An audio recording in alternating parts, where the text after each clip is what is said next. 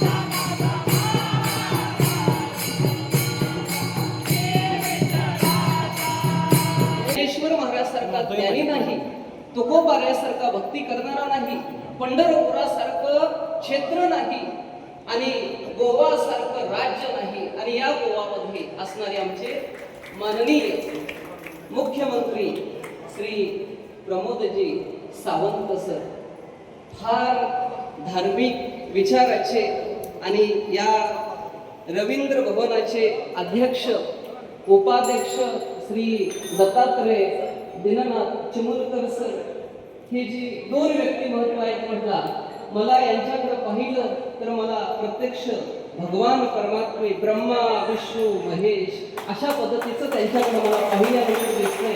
कारण आज मी कर्नाटक महाराष्ट्र गोव्यामध्ये फिरत असताना अनेक मंत्री आले, अनेक मंत्री गेले, अनेक लोक आली, अनेक प्रत्यक्ष म्हटला तर गोवा राज्यामध्ये आतापर्यंत जो चांगल्या पद्धतीने जो विकास झालेला आहे श्री पंतप्रधान नरेंद्र मोदी साहेबांच्या मार्गदर्शनाने या गोवा राज्याचे माझे जिवलग मुख्यमंत्री साहेब तिसऱ्यांदा मुख्यमंत्री साहेब झालेले आहेत आमचे श्री प्रमोदजी सावंत.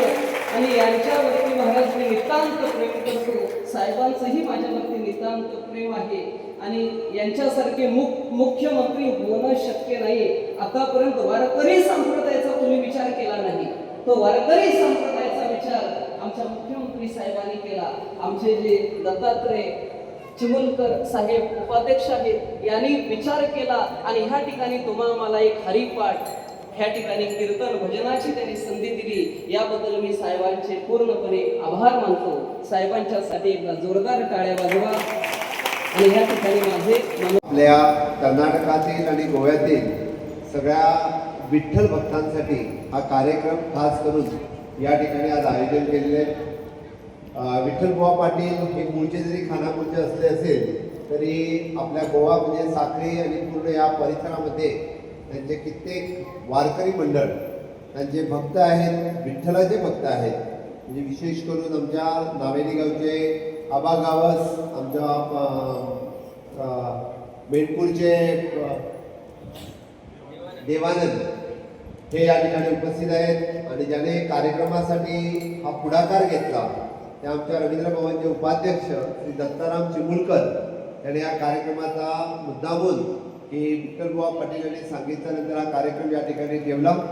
आपण सगळेजण खानापूरहून खास करून बस करून जीप करून या ठिकाणी आलात. आपलं सर्वांचं खूप स्वागत. बुवांचं कीर्तन खूप या परिसरामध्ये सगळेजण ऐकतात, सगळेजण ऐकून मंत्रमुग्ध होतात. आपण जसं म्हणतो की विठ्ठलाच्या भक्तीने आपल्याला स्वर्ग प्राप्त होतो, अदरवाईज आपल्याला स्वर्ग प्राप्त काही होत नाही. पण या पृथ्वी तलावरती स्वर्ग प्राप्त करण्यासाठी हरिभक्त पारायण करणं हे खूप महत्त्वाचं आहे. आणि खरोखरच म्हणजे आपण ज्याला म्हणतोय की कीर्तनामुळेच संस्कार हे आपल्या घरामध्ये रुजतात आणि ते संस्कार घरामध्ये रुजण्यासाठी सातत्याने कधी ना कधीतरी देवळामधल्या भजन आरती कीर्तन यामध्ये रमामण होणं गरजेचं आहे. आणि आपण सगळेजण मुळात भाग्यवान आहात की आपण वारकरी आहात आणि आपण या सगळ्या कीर्तन भजन या सगळ्या कार्यक्रमामध्ये मंत्रमुग्ध असतात. मी पुनश्च एकदा आपल्या सगळ्यांचं खूप खूप अभिनंदन करतो आणि आजच्या या साखळीच्या रवींद्र भवनामध्ये हा खास असा कार्यक्रम या ठिकाणी आम्ही आयोजन केलेला आहे. आमच्या साखळीच्या रवींद्र भवनमध्ये आम्ही विठ्ठलबुवा यांचा सत्कार घडवून आणलेला आहे. मी खरोखरच म्हणजे ते करत असलेल्या कार्यासाठी त्यांचं अभिनंदन करतो आणि एक अविरत कार्यक्रम त्याने हातात घेतलेला आहे की या कीर्तनाच्या रूपाने समाज प्रबोधन करणं हे खूप गरजेचं आहे.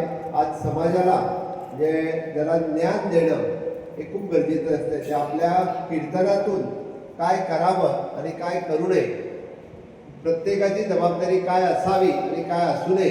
म्हणजे आपण जसं म्हणतोय की आई वडिलांची जबाबदारी काय असावी किंवा मुलांची जबाबदारी काय असावी आणि या समाजामधील भावी पिढी ही कशा पद्धतीने तयार व्हावी. आपण जर बघतो तर आज आपल्या भावी पिढीसाठी ते कायम आपल्या कीर्तनामध्ये माननीय प्रधानमंत्री नरेंद्र मोदीजीचं नाव घेतात आणि सांगतात की या विकसित भारत 247 म्हणजे माननीय प्रधानमंत्री हे आत्ता विचार करतात की पुढच्या 25 वर्षामध्ये आपला भारत देश कसा असावा, तर तो पुढच्या 25 वर्षाचा भारत देश आपल्या मुलांसाठी असावा.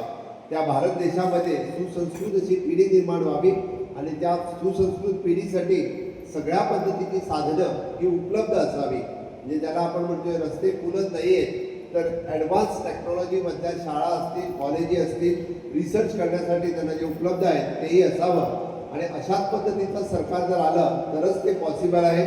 मला वाटतं की गोवा राज्यामध्ये आत्ता डबल इंजिनचं सरकार आहे. आपल्या कर्नाटकामध्ये पण डबल इंजिनचं सरकार यायला पाहिजे आणि ते आणण्याची जबाबदारी आपल्या सगळ्यांची आहे. आणि नक्कीच पुढच्या वेळी आपल्या कर्नाटकामध्येही परत एकदा मोदीजींच्या आशीर्वादानं डबल इंजिनचं सरकार येणार अशी मी खात्री बाळगितो. आणि पुनश्च एकदा आपल्या सर्वांचं अभिनंदन करतो. भारत माता की जय, हिंदू धर्म को माता की जय. पुनश्च एकदा आपल्या सगळ्यांचं खूप खूप धन्यवाद. या प्रसंगी उद्देशून आणि पोषक असे विचार आमच्या मुख्यमंत्र्यांनी आपल्यासमोर व्यक्त केले, त्याबद्दल रवींद्र भवन साखळीच्या वतीने त्यांचे शतश आभार. या पहिल्या औपचारिक आमच्या चॅनलवर आपण पहिल्यांदाच असाल तर खानापूर तालुक्यातील तथा परिसरातील महत्त्वाच्या घडामोडी व महत्त्वाच्या बातम्या ऐकण्यासाठी व पाहण्यासाठी आमच्या चॅनलला लाईक करा, शेअर करा आणि सबस्क्राईब करा.